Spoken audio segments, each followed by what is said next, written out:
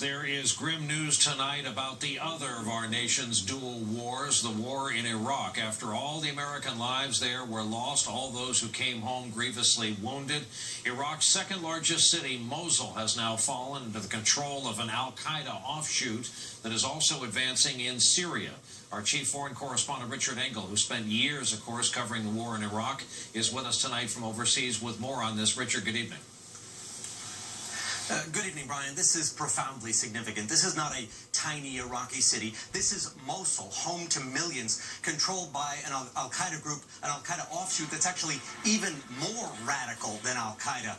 And there was some heavy fighting, but mostly the Iraqi security forces, on which the United States spent billions of dollars and years training.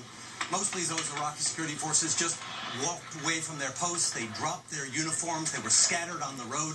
The militants seized weapons. They seized equipment. They seized a lot of money. They seized buildings. Tens of thousands of citizens fled the city. This is all directly linked to Syria. For years, Syria has been a pretty much ignored black hole. And militants in Syria crossed the border. They linked up with militants in Iraq. And now there is one open front between the two countries. All week, Brian, we've been talking about the potential threat of those 5 Taliban militants released in exchange for Bergdahl. Many U.S. military officials I've spoken to say these militants in Syria and Iraq, tens of thousands of them, are far more dangerous to the region and to us.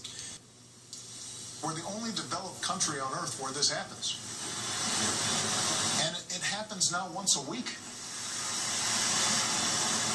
And it's a one-day story. There's no place else like this. The United States does not have a monopoly on crazy people.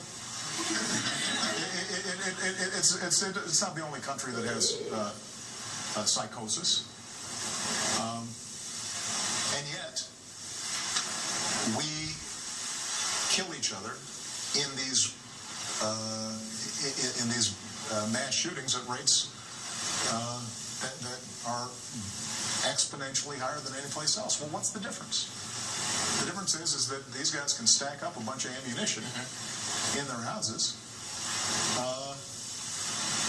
and that's sort of